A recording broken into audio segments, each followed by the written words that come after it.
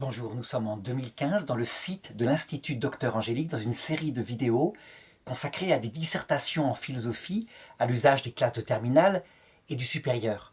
Attention, ces vidéos ne sont pas faites pour être comme cela, copiées, mais plutôt pour donner des idées afin que chacun les fasse selon sa propre pensée. Alors nous sommes aujourd'hui dans un sujet de philosophie politique. Serait-il souhaitable que l'humanité parle une seule langue ?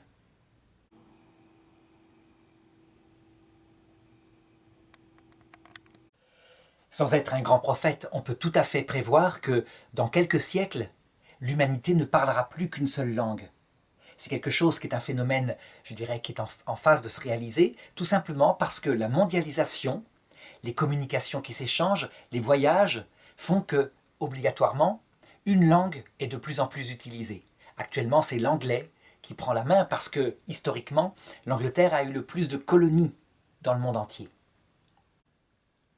D'autre part, des instruments techniques sont en train d'être mis en place, comme par exemple des traducteurs automatiques. Ça veut dire une sorte de petit écouteur avec un micro et un haut-parleur qui permettrait de parler sa langue maternelle et petit à petit d'être en direct traduit en fonction du locuteur qu'on a en face.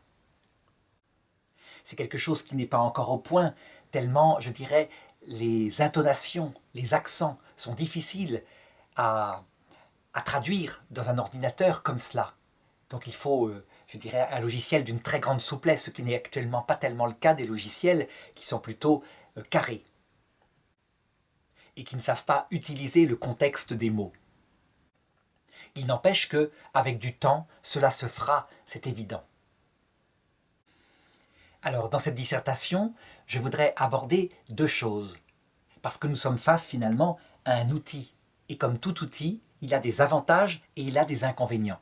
Donc, dans la première partie, les avantages, dans la deuxième partie, les inconvénients. Seulement, attention, il y a deux manières de comprendre parler d'un même langage. On peut parler d'un même langage au sens de la langue prononcée. Et puis d'autre part, il y a une interprétation plus profonde. Parler d'un même langage signifie une concorde profonde des cœurs. Et donc il faudra aborder ces deux thèmes au fur et à mesure du devoir.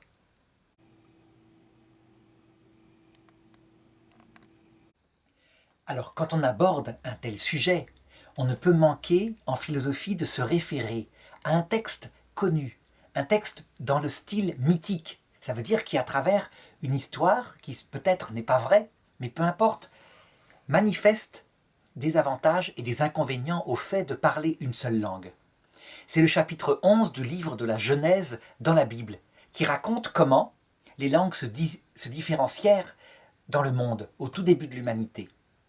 Voilà ce que dit le texte.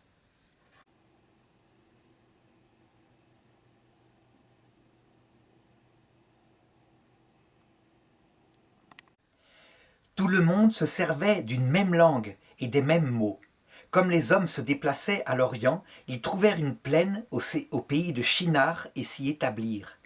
Ils se dirent l'un à l'autre, « Allons, faisons des briques et cuisons-les au feu. » Les briques leur servaient de pierre et le bitume leur servit de mortier.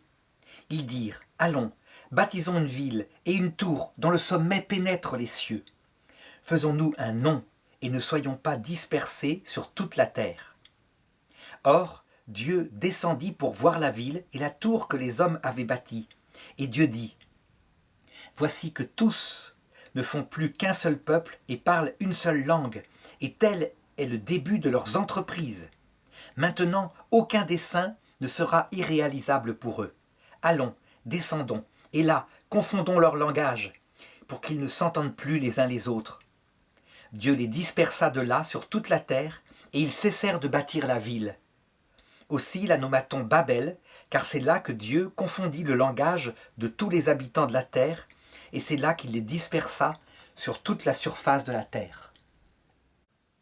Ce qui est intéressant dans ce texte, c'est qu'on voit qu'il n'y a effectivement qu'un seul langage au sens du langage articulé, tel que je l'emploie maintenant, mais qu'il y a aussi une entente entre les hommes, une concorde, qui fait que, en unissant leurs efforts, ils bâtissent cette tour de Babel, symbole de l'orgueil.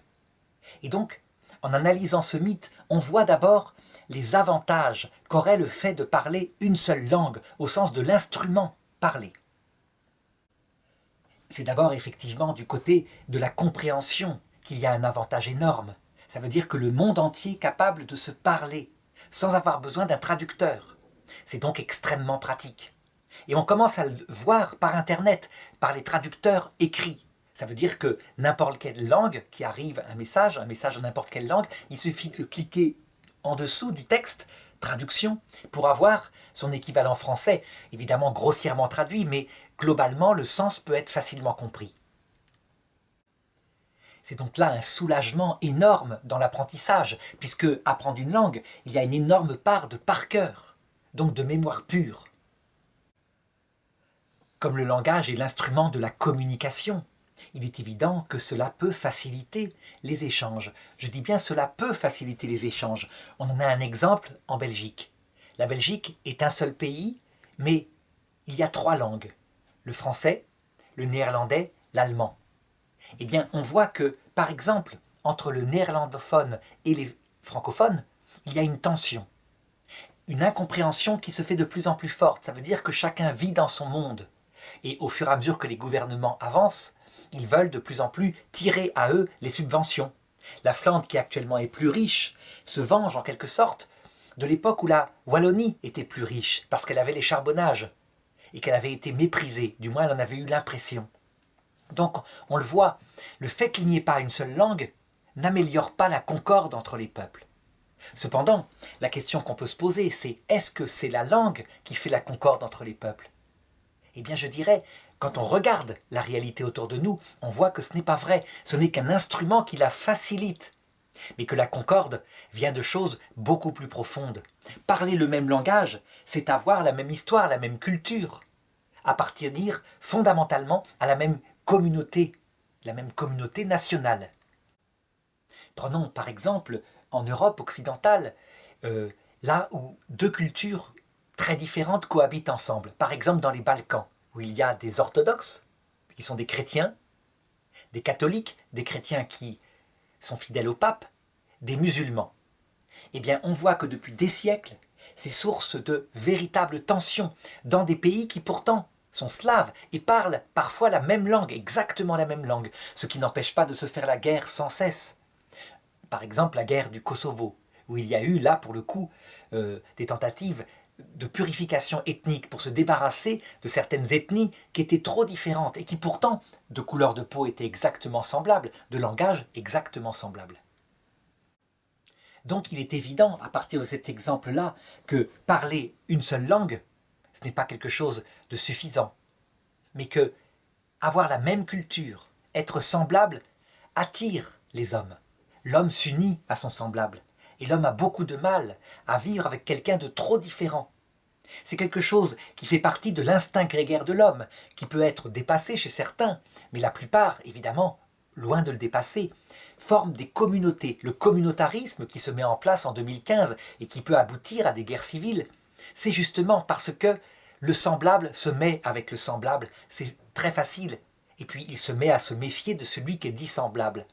Donc, parler le même langage, pour en avoir les avantages, c'est avoir la même culture. D'où la tentative actuelle, non seulement d'uniformiser les langues, mais aussi d'uniformiser les cultures. Et la culture commune en Europe, eh bien, ce ne sont pas les particularités nationales. C'est pourquoi sur les billets d'euros, on ne met pas de personnages trop marqués. On met plutôt des ponts, des routes, et quelquefois qui n'ont pas de nom, de manière à ce que ça fasse une sorte de communauté entre tous les Européens. Évidemment, ce n'est pas suffisant. Les gens ont des racines, et de simples ponts anonymes, de simples bâtiments sans nom, ne permettent pas de construire une culture commune. Si bien qu'on voit la communauté européenne qui est extrêmement fragile. Au contraire, du côté des États-Unis d'Amérique, à la base, il y a une culture commune, dominante, qui est l'anglais protestant. Et les gens viennent s'agréger à ça par immigration. Seulement, comme il y a une forte identité nationale, eh bien, ils adhèrent au drapeau, à l'histoire commune. L'histoire de gens qui ont fui la pauvreté, quelquefois aussi, je dirais, l'intolérance, pour construire leur pays. si bien que par cette histoire commune, les États-Unis arrivent à être globalement assez unifiés. Globalement, parce qu'en réalité, le communautarisme y est aussi très fort, avec particulièrement les races, donc des quartiers noirs, pauvres, des quartiers blancs, riches, etc. Cependant, on voit que c'est en marche pour une concorde de plus en plus profonde. On en a un exemple qui est plus, je dirais, plus lointain dans le temps, qui s'est construit avec plus de temps. Par exemple, le Brésil. Le Brésil est aussi un agrégat de blancs, d'Indiens, d'esclaves noirs importés d'Afrique. Mais comme il y a une histoire plus longue, un peuplement, eh bien, les mariages mixtes sont plus nombreux et les discriminations sont moins prégnantes. Et donc, on peut prévoir qu'avec le temps, il n'y aura plus au Brésil bientôt qu'une seule, je veux dire, couleur de peau cuivrée et un seul peuple autour, je dirais, d'une histoire commune. Quand cette concorde est là, l'avantage immense, c'est qu'évidemment, les forces peuvent être unifiées. On a une nation, par exemple. Et donc, quand il s'agit de construire quelque chose, une œuvre grandiose, eh bien ça se fait plus facilement. Les États-Unis, qui sont beaucoup moins peuplés que l'Europe occidentale, le vieux continent, sont davantage unifiés. Si bien que quand ils construisent une œuvre commune comme la NASA, qui permet d'explorer les planètes, eh bien ils y mettent tous les capitaux, ce qui leur permet une puissance unique. En Europe, où les choses sont moins unifiées, ce sont des pays qui sont agrégés, mais qui parlent des langues différentes, qui ont donc une histoire différente, qui se sont souvent fait la guerre, eh bien se méfient et mettent moins facilement des capitaux pour faire une œuvre commune. Si bien que l'ESA, donc l'entreprise européenne qui s'attache à la conquête spatiale, est immensément moins puissante que la NASA. Alors, il y a eu aux États-Unis des forces centripètes, ça veut dire pour faire exploser le pays, on pense à la guerre de sécession. Mais en Europe, actuellement, les forces qui pourraient faire exploser la construction européenne sont extrêmement fortes, parce que l'unité est moins grande. Ce sont des vieux pays et chacun a son identité. Ce qui réunit l'identité européenne, le langage commun, c'est fondamentalement le christianisme, des racines chrétiennes communes, protestantes ou catholiques, qu'on voudrait remplacer par des racines humanistes, qui sont moins, je dirais, qui sont plus récentes, qui datent de la Révolution française globalement, qui ont été exportées par Napoléon Bonaparte lors de ses guerres de conquête. Donc, parce que le ciment est moins fort, beaucoup plus frais, eh bien la construction de la tour de Babel, on pourrait prendre cet exemple-là, la construction de la tour de Babel est beaucoup plus fragile et peut s'arrêter n'importe quand. On le voit en 2015 par exemple, quand un des pays accepte de faire venir par millions des migrants, pas des réfugiés mais des migrants, c'est-à-dire des personnes qui sont appelées à s'installer en Europe occidentale d'une culture totalement différente, l'islam de Syrie. Eh bien, tout de suite, les forces centripètes se mettent en marche et certains pays parlent pour la première fois de sortir de la construction européenne. Ils ne parlent plus le même langage. Angela Merkel, qui prend cette décision, menace même des petits pays qui font barrage à la frontière des pays des Balkans de restrictions budgétaires s'ils n'acceptent pas de laisser passer ces migrants. Du coup, ils les laissent passer, mais uniquement pour l'Allemagne. Et à un moment donné, elle se rend compte qu'elle est allée sans doute trop loin, trop vite, parce que les gens ont besoin de parler une seule langue au sens profond du terme, donc d'avoir une seule culture commune. Son idée à elle, c'est que la culture commune sera quelque chose de global, une tolérance humaniste.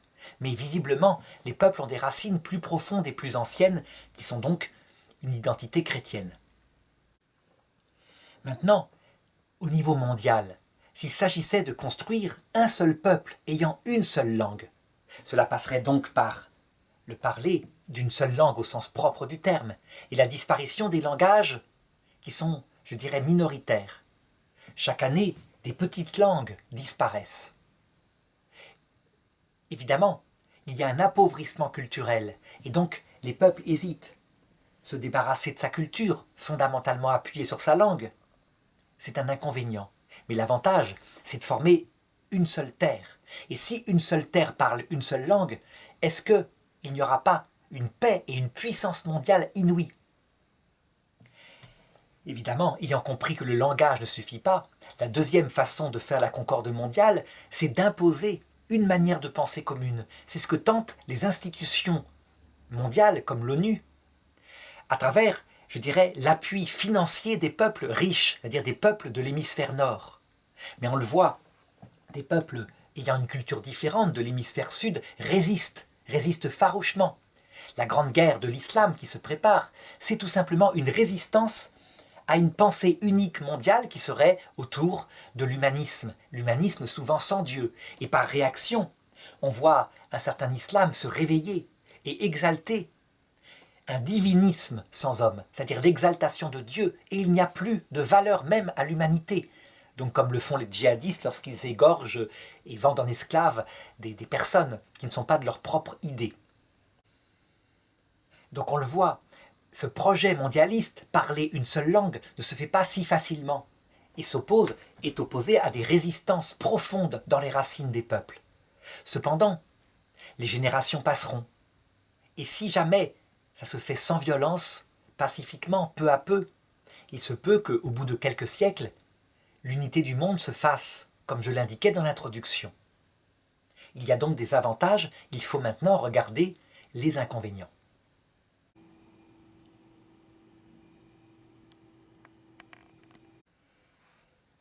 Dans cette deuxième partie, je voudrais regarder les inconvénients. Il faut absolument faire les deux colonnes face à face. En effet, le fait de parler un même langage, c'est un instrument. C'est comparable à un couteau. Un couteau, c'est quelque chose qui est neutre en soi, mais il peut servir à couper un obstacle, par exemple un filet qui emprisonne un animal pour lui sauver sa vie, mais il peut servir aussi à assassiner une personne innocente. Donc tout dépend de l'usage qu'on en fait. Seulement, attention, le couteau en lui-même n'est pas neutre finalement, parce qu'il sert à couper. C'est pourquoi les instruments ont aussi un effet sur les peuples. C'est comme une fécondation réciproque. Lorsqu'à la fin du XIXe siècle, des grandes nations européennes réussirent à s'unifier et à n'avoir qu'un seul langage. Je pense à la France qui, par exemple, lors de la Troisième République, se mit à interdire les patois, les dialectes locaux, pour mettre une seule langue, le français, et unifier durablement ce peuple. Et parallèlement, en Allemagne, à partir de 1870, les toutes petites royautés allemandes s'unifièrent pour former un seul pays puissant, autour de la Prusse, autour de Berlin. Que parallèlement, les inventions scientifiques donnèrent à ces deux pays un sentiment de puissance réelle, au point qu'ils purent conquérir des parts entiers du monde, partout. Les colonies françaises, anglaises, allemandes sont immenses. Comment ne pas être fier de soi? Eh bien, cette concorde des langages extérieurs, cette fierté intérieure de former une seule nation et de construire une immense tour de Babel, aboutir à quoi? Eh bien, à de l'orgueil nationaliste. De l'orgueil parce que c'est bien légitime. Quand on constate qu'on est un pays avec une histoire ancienne, une culture importante et des œuvres si puissantes, comment ne pas se croire le centre du monde? Comment ne pas regarder les autres cultures qui n'ont que des saguets, comme des peuples primitifs à qui il faut apporter sa culture et à qui on peut prendre aussi les richesses? Donc, si parler une seule langue a des avantages, ça a des inconvénients. Et l'inconvénient premier, c'est, étant donné ce qu'est l'être humain, c'est l'orgueil. Le mythe de la tour de Babel le montre bien. Aucune œuvre ne nous sera impossible. Nous pourrons même atteindre le ciel en construisant cette tour. Alors évidemment, cela aboutit à la Première Guerre mondiale, puis à la Seconde Guerre mondiale. On voit que l'orgueil produit des catastrophes. Alors on pourrait dire, oui mais imaginons qu'il n'y ait plus qu'une seule terre qui parle un seul langage. Donc d'abord un langage matériel, articulé, l'anglais par exemple. Là, il n'y aurait personne à qui faire la guerre. Et donc, l'orgueil qu'en sortirait de l'humanité, les œuvres puissantes comme des vaisseaux spatiaux capables de coloniser des planètes éventuellement, tout cela ne susciterait qu'un orgueil pacifique puisqu'il n'y aurait plus à se battre contre quelqu'un d'autre. En réalité, ce n'est pas si simple. L'orgueil, quand il ne se bat pas contre quelqu'un d'extérieur, alors il se bat contre quelqu'un d'intérieur. Le propre de l'être humain, c'est d'être diversifié dans ses pensées. L'être humain est une personne. Ce n'est donc pas comparable à une fourmilière, où chaque individu est mathématiquement programmé pour une tâche. C'est ce qu'aurait voulu le marxisme. En réalité, ça ne fonctionne pas comme cela. Et donc, il y a des pensées différentes, des gens qui n'aiment pas tel type de monde. Résultat, pour obtenir une concorde, puisque parler une langue ne suffit pas, c'est la concorde des cœurs qui donne l'unité de l'humanité. Il y a deux moyens. Premièrement, endormir les peuples à travers du pain et des jeux. Et puis deuxièmement, interdire les pensées dissidentes. Interdire les pensées dissidentes, ça veut dire créer un totalitarisme d'une seule pensée. Dans la Bible, puisque je prenais l'exemple de la tour de Babel, il y a un texte dans l'Apocalypse qui manifeste, je dirais de manière mythique et très belle, cette tentation quand la pensée unique est là. Le texte dit ceci.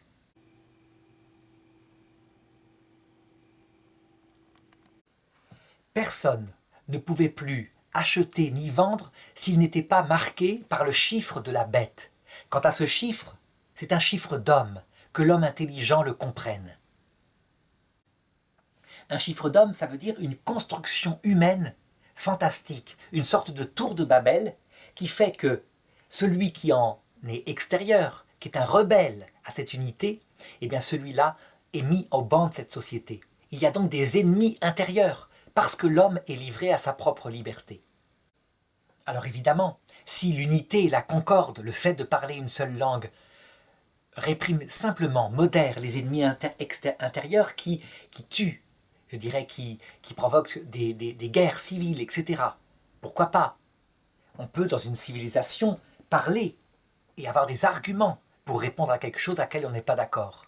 Mais si par contre, je dirais, le système unifié considère toute pensée dissidente, même pensée pacifique, comme étant, je dirais, interdite, alors on arrive véritablement au totalitarisme. Et c'est un risque, parce que l'être humain est tenté par l'orgueil dès qu'il réussit les œuvres sur Terre. Il suffit de regarder l'histoire pour constater que c'est comme ça que fonctionne l'être humain. Prenons le Moyen-Âge occidental, européen. Un Moyen-Âge fait de magnifiques constructions, de tolérance, de respect d'autrui. C'est en fait une époque des Lumières au sens propre.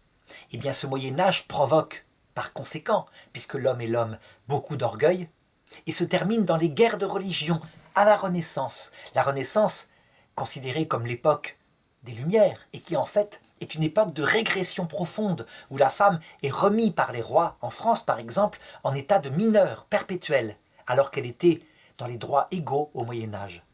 Tout, évidemment, montre que on peut lire l'histoire d'une façon ou d'une autre, mais en réalité, véritablement, l'orgueil suscite beaucoup de maux. D'ailleurs, tous les films de science-fiction, ou presque, qui montrent le monde tel qu'il sera dans quelques milliers d'années, montrent une terre unifiée, autour d'une seule culture. Et à chaque fois, eh bien, il y a des tyrans qui dominent ce monde, c'est-à-dire un gouvernement mondial unifié, et donc un totalitarisme qui se met en place.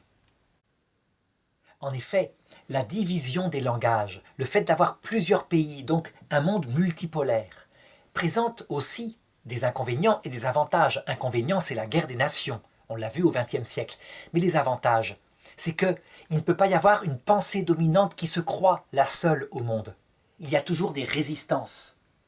Par exemple, actuellement, où les médias européens pensent que les valeurs sont universelles, sont celles de l'humanisme sans Dieu. Et que, je dirais, c'est comme ça doit être imposé au monde. Eh bien, qu'il y ait d'autres cultures qui s'y opposent, qui disent non, on doit pouvoir penser autrement dans le monde, c'est un avantage immense, même si il n'y a pas de concorde.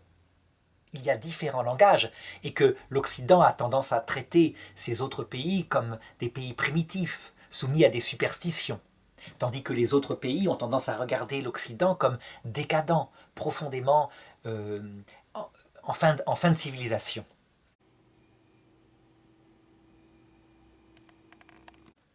Alors, comme conclusion, même si je n'ai pas vu tous les avantages, toute la colonne des inconvénients, je dirais qu'il faut être extrêmement prudent et prospectif.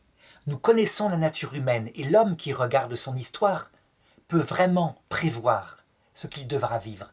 Il est fatal, selon moi, que le mondialisme arrive, donc qu'une seule langue de plus en plus soit parlée.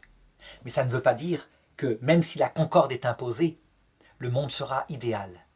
Loin de là. Rien n'est parfait en politique. Ceux qui exaltent les gouvernements nationaux ont bien tort. On a vu comme se sont déshonorés par les guerres mondiales. Mais ceux qui exaltent le mondialisme parce qu'il n'a pas été fait, donc le fait de parler une seule langue, ont bien tort. Ils peuvent voir, à travers des tentatives qui se sont faites dans l'histoire, où un seul monde parlait une seule langue, à quel point cela produit de l'orgueil dans le cœur humain. Le peuple juif en particulier, toujours minoritaire et différent, dans des grands empires unifiés, l'Occident, chrétien, l'Orient, musulman, eh bien, le peuple juif, dans ces grands empires, a souffert dans sa chair de ce qu'il se passe quand on s'obstine à être différent dans quelque chose qui parle un seul langage. Il a subi des pogroms, parce que le propre de l'unité, c'est aussi de produire de l'orgueil, et le mythe de la tour de Babel le manifeste bien. Ce mythe, évidemment, ouvre à la perspective qu'il ne soit pas qu'un mythe, mais qu'il y ait véritablement, qui préside au destin humain, une force organisatrice. Dans ce cas, qu'est-ce que révèle cette histoire de la tour de Babel? Eh bien, qu'un être supérieur se fait ennemi de cette unité de l'homme quand elle produit de l'orgueil, et qu'il divise de telle façon que les hommes ne se comprennent plus. On en voit d'ailleurs l'application au niveau individuel, au niveau même des familles. L'homme et la femme, déjà, parlent un autre langage. L'homme a tendance à parler le langage de Marx, de l'efficacité, des solutions à un problème, tandis que la femme a tendance à parler un langage plus affectif, un langage du cœur. Si on s'aime et qu'on fait le pas vers l'autre par une véritable volonté de respecter sa différence, le couple tient. Mais si on veut parler un seul langage, soit que l'homme écrase la femme, comme au XIXe siècle, en lui imposant d'être viril, soit que la femme écrase l'homme, comme par exemple après mai 68 en Occident, en lui imposant d'être féminin, eh bien, dans tous les cas, c'est l'explosion de la mésentente. Dans des couples qui parfois sont tenus matériellement, c'était le cas au XIXe siècle, où le divorce était légalement souvent interdit, soit où les couples explosent dans tous les sens, et c'est le cas à la fin du XXe siècle. On le voit bien, le seul langage qui permet de se comprendre, c'est le respect des différences aussi. C'est donc une concorde plus profonde que de n'avoir une seule langue.